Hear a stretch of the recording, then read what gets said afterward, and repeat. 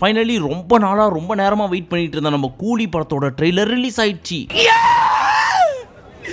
எந்த அளவுக்கு நமக்கு இந்த ட்ரெய்லர்ல எக்ஸ்பெக்டேஷன் இருந்துச்சோ அந்த அளவுக்கு இந்த ட்ரெய்லர் நம்மள சாட்டிஸ்ஃபை பண்ணிருச்சா அப்படின்னு கேட்டீங்கன்னா அதை பின்னாடி பார்ப்போம். பட் ட்ரெய்லரை வச்சு பார்க்கறப்போ பல பேர் கொக்கி போட்டு இழுத்துட்டு இருந்தாங்கல்ல எல்சியூன்னு, அதெல்லாம் கிடையாதுன்றது பச்சையா தெரியுது. இருந்தாலும் எங்களாலாம் ஒத்துக்க முடியாது, லோகேஷ் கனகராஜ் ஒத்துக்கலனால இது எல்சியூன்னு ஒத்துக்க வைப்போம் அப்படின்னு சொல்லி ஒரு சிலர் சுத்திட்டு இருப்பாங்க. அவங்களுக்குலாம் நோ கமெண்ட்ஸ். சரி, ட்ரெய்லர்ல நமக்கு என்ன புரிஞ்சு அப்படின்னு பார்த்தா எப்படியும் ஃபர்ஸ்ட் கொஞ்ச நேரத்துக்கு நம்ம தலைவர் வரப்போறது கிடையாது. ஒரு பயங்கரமான ஸ்டோரி போயிட்டு இருக்க போது அதுக்கப்புறம் இந்த கூலிப்படையின் தலைவர் ஒரு முக்கியமான விஷயத்தை தேடி தேவா மேன்ஷனுக்கு ஆளுங்களை அனுப்பி விடுறாரு. ஒரு இடம் விடாம தோட்டம் இறக்குங்கடா, அங்க போய் பார்த்தா ஃபுல் ஆஃப் லேடிஸ் மேன்ஷன் போல இருக்கு. ஏன் சார் நீங்க போக போறீங்களா? தப்பி தவற கூட அந்த பக்கம் போக மாட்டேன், நான் எம் ஜென்டில்மேன். ஆனா நம்ம தலைவர் பேரு தேவா, சோ கண்டிப்பா அவரோட மேன்ஷனா தான் இருக்கணும். இந்த பெண்களுக்கு எல்லாம் வார்டன் மட்டும் இல்லாம ஒரு அப்பாவா இருக்கிறார் நம்ம சத்யராஜ். நம்ம சத்யராஜ் என்ன பண்றாரு, சைடுல ஒரு ஜோல்னா பைய வச்சிருக்காரு. அப்போ இவர்கிட்ட தான் அந்த மாஸ்டர் பிளான் இருக்கு. அப்போ இவர் நல்லவர். எவ்வளவு பெரிய பிளான நைட்டு 3 மணிக்கு கக்கூஸ்ல உட்காந்து கண்டுபிடிச்சிட்டான் பாத்தியா?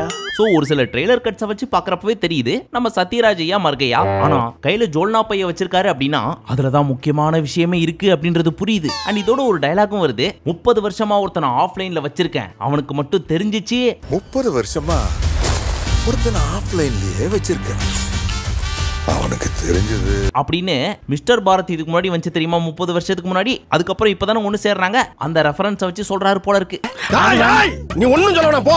சரி ஓகே, நம்ம லோக்கி குசும்புக்காரர் அப்பப்ப ரியல் வேர்ல்டுக்குள்ள ரியல் வேர்ல்ட நுழைச்சு விட்டுருவாரு. தம்பி போதும்பா. அப்படி போற தேவா மேன்ஷனுக்குள்ள நம்ம தலைவர் இருந்து வர்ற கூலி படைகளை அடிச்சு போடுறாரு. அப்போ அதுதான் தலைவரோட என்ட்ரியா இருக்கணும். ஒட்டு மொத்தத்துல நம்ம தலைவர் ஃபர்ஸ்ட் 20 நிமிஷத்துக்கு வரப்போறது இல்லைன்னு தெரிஞ்சு போச்சு. சோ ஒரு ஃப்ரேம்ல காலை காட்டினாலோ கையை காட்டினாலோ பேக் ஷாட்டை காமிச்சாலோ ஆர்வ கோளாறுல விசில் அடிச்சிடாதீங்க, கொஞ்சம் வெயிட் பண்ணுங்க. தலைவர் காலை பார்த்தாலே 2 நாள் பாப்பான்.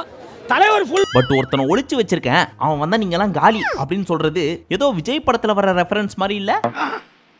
ஆமா, போக்கிரி படத்துல நாசர் சொல்லுவாரே அந்த மாதிரி பயங்கரமான சீன் ஏதாவது இருக்குமோ? சொல்லுங்க சார், உங்களுக்கு சஸ்பென்ஸ் தாங்க முடியல, சொல்லிட்டு போங்க சார். இன்னொரு பக்கம் நம்ம ஷௌபின் இருக்காருல்ல, அவர் ஒரு கூலியை தேடுறாரு. அப்போ நம்ம தலைவர் கூலியோட கூலியா உள்ள போய் நுழையிறாரு. உள்ள நுழைஞ்சு ஏதோ ஒரு முக்கியமான விஷயத்த பண்ணிட்டு இருக்காரு. அதுதான் படத்தோட டர்னிங் பாயிண்ட்.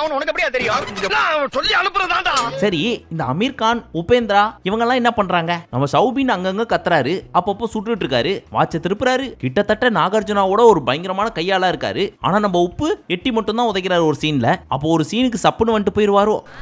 இருக்காது. அப்படி ஒரு சீனுக்கு வந்தாலும் கன்னடா ஆடியன்ஸை கவர் பண்ணுறதுக்காக பயங்கரமா ஏதாவது பண்ணிருப்பாரு நம்ம லோக்கி.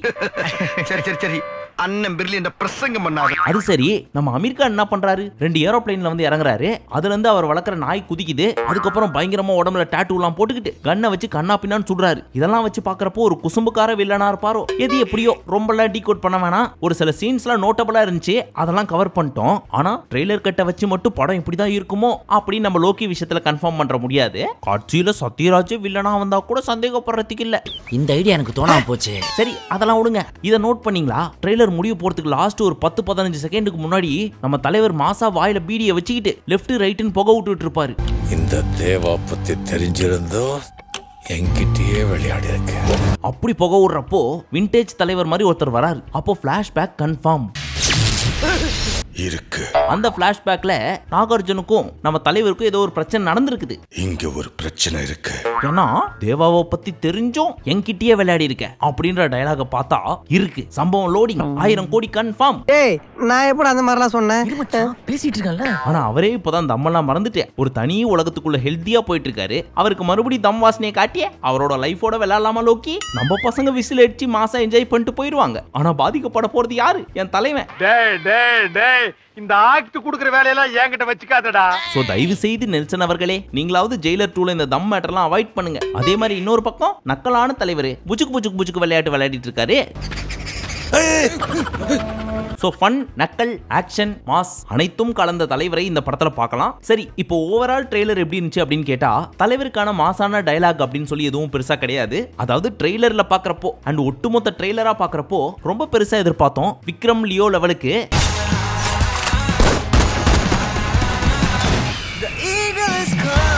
மாசா இருந்துச்சு. இருந்தாலும் ஏதோ குறையிற மாதிரி இருக்கே அப்படின்ற ஒரு ஃபீல் கிடைக்குது.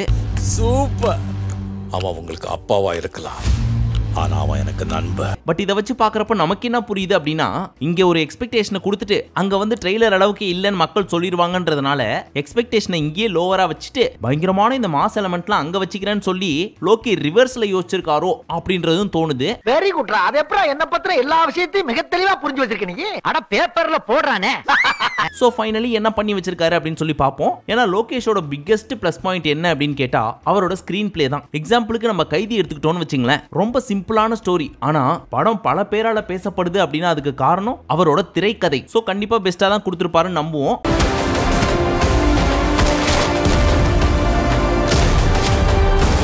அதுலயும் நம்ம லோக்கி பயங்கர உஷார். விக்ரம் படத்துல விஜய் சேதுபதி கிளைமேக்ஸ்ல சூர்யாவை வச்சு பயங்கரமா ஹைப் கிரியேட் பண்ணி விட்டாரு. பட் இந்த படத்துல தமிழ்நாடு மட்டும் போதாது, ஆல் இந்தியா லாங்குவேஜ் ஃபேன்ஸ் எனக்கு வேணும் அப்படின்னு பயங்கரமா பிளான போட்டு மலையாளத்துல இருந்து ஷௌபினை இறக்கிட்டாரு. இவருக்கு மலையாளத்துல மட்டும் கிடையாது, கோலிவுட், டோலிவுட், மாலிவுட் எல்லா வுட்லயும் உட்டுக்குள்ள வண்டு இருக்கிற மாதிரி ஃபேன்ஸ் ஆகி போயிட்டாங்க. என்னடா ஃபேன்ஸா சார்?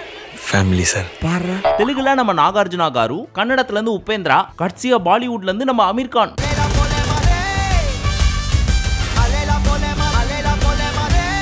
ஆக்சுவலா இவர் பேரை சஸ்பென்ஸா தான் வச்சிருந்திருக்காரு. நம்ம அமீர் கான் என்ன பண்றாரு, ஒரு மொட்டை அங்கிள் ஆவுன்னா போய் இன்டர்வியூ எடுப்பார்ல இங்கிலீஷ்லயே பேசி. சாரி, அவர் பேர் எனக்கு தெரியாது, இவர் தான் அவரு. இவருக்கு தெரியாத இவரு அவரை போய் இன்டர்வியூ எடுத்திருக்காரு. அதுல நம்ம அமீரு உங்களை வச்சு லோகேஷ் கனகராஜ் ஹிந்தில ஒரு படம் பிளான் பண்றாராமே அப்படின்னு கேட்க, நம்மளும் ஆமா பண்றாரு, அப்போ கூலில நீங்க ஏதாவது கேமியோ பண்றீங்களா அப்படின்னு கேட்க, அதை நான் இப்போ சொல்லக்கூடாது, பட் இருந்தாலும் சொல்றேன் ஆமா அப்படின்னு பொசுக்குன்னு வாய் விட்டதுனால இதுக்கு மேல மறைக்க முடியாதுன்னு சொல்லி அபிஷியல் போஸ்டரா ஒன்னு ரிலீஸ் பண்ணி விட்டாங்க. எல்லாத்துக்கும் காரணம் அந்த மொட்டை அங்கிள் தான். இல்லையா சொல்லியா என்னையா அது? ஏதோ சொல்றீங்க, எதுவும் சொல்ல மாட்டேன். சரி அதை விடுங்க. ஒட்டு மொத்தத்துல 5 லாங்குவேஜ்ல இருந்து பயங்கரமான ஸ்டார்ஸ் எல்லாம் இறக்கி இருக்காங்க. இதெல்லாம் எதுக்கு? எல்லா ஃபேன்ஸையும் கவர் பண்றதுக்காகன்றது ஒரு பக்கமா இருக்கட்டும். இருப்பினும் ட்ரெய்லர் கட்ஸ் எல்லாம் வச்சு பாக்குறப்போ தற்போதைய பேசும் பொருளா இருக்கிற அந்த 1000 கோடி அடிச்சிருவாங்க போல இருக்கே. இந்த வாட்டி மிஸ் ஆகாதுல்ல? அடிச்சா நமக்கு பெருமை தான். அதே சமயம் இதே மாதிரி சமீபத்துல ஏகப்பட்ட படத்தை ஹைப் பண்ணி 1000 கோடி 1500 கோடின்னு சொல்லி வங்கமா பல்ப் வாங்கிட்டு போச்சு. அந்த பயமும் இந்த டீமுக்கு இருக்கிறதுனால எந்த இன்டர்வியூலயும் 1000 கோடியை பத்தி பேசினா அதை பத்தி எங்களுக்கு தெரியாது, வந்தா வரட்டும் அப்படின்னு உஷாரா எஸ்கேப் ஆயிட்டாங்க. இப்படி குறுகுறுன்னு பார்த்தீங்கன்னா நான் உன்னை பார்த்தா தானடா நீ என்ன பார்க்கறது எனக்கு தெரியும், பார்க்க மாட்டேன். பட் இந்த வருஷத்தோட மோஸ்ட் எக்ஸ்பெக்டட் மூவியா கூலி இருக்கு.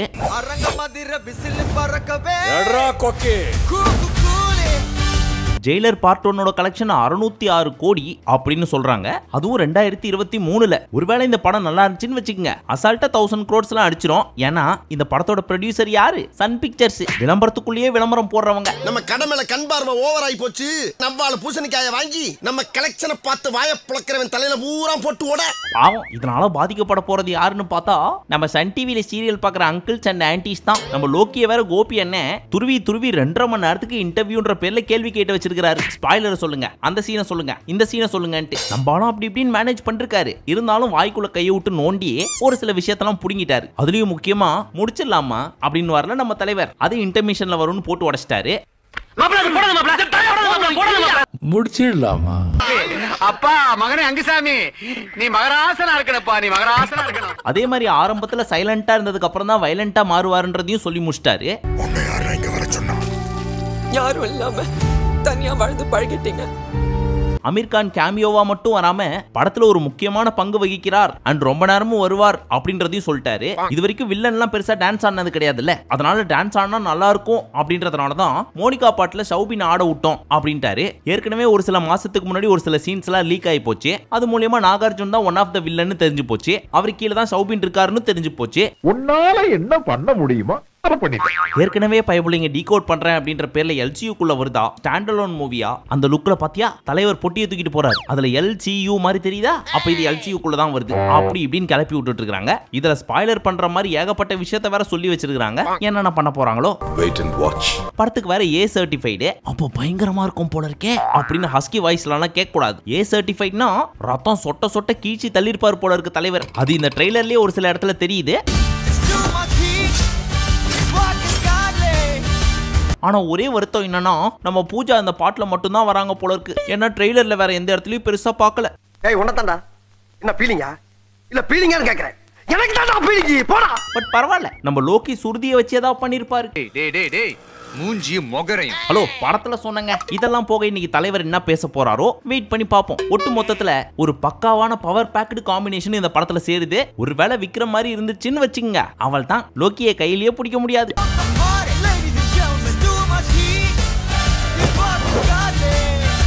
அமீர் கான், பேபி கான், பாப்கான் எங்கேயோ போயிருவாரு.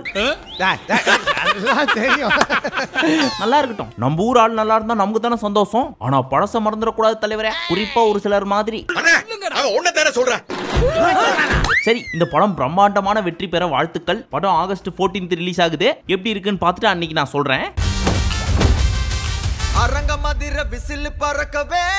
இப்போ ஒரு சிலர்லாம் டீகோட் பண்ணி வச்சிருப்பீங்கல்ல, படம் அப்படி இருக்குமோ இப்படி இருக்குமோ, இதான் கதை அதான் கதைன்னு. உங்களுக்கு ஏதாவது தோணுச்சுன்னா கமெண்ட்ல சொல்லுங்க, நானும் அதை படிக்கிறேன். படத்தை விட முக்கியமா நான் வெயிட் பண்றது எது தெரியுமா? போன தடவை நம்ம தலைவர் காக்கா கழுகு கதை சொன்னார் தெரியுமா? அந்த மாதிரி இந்த தடவை பாம்பு கீரி புள்ள கதை ஏதாவது சொல்றாரான்னு வெயிட் பண்ணி பார்ப்போம். மீண்டும் உங்களை அடுத்த வீடியோவில் சந்திக்கும் வரை நன்றி, வணக்கம், நமஸ்தே, நமஸ்கார்.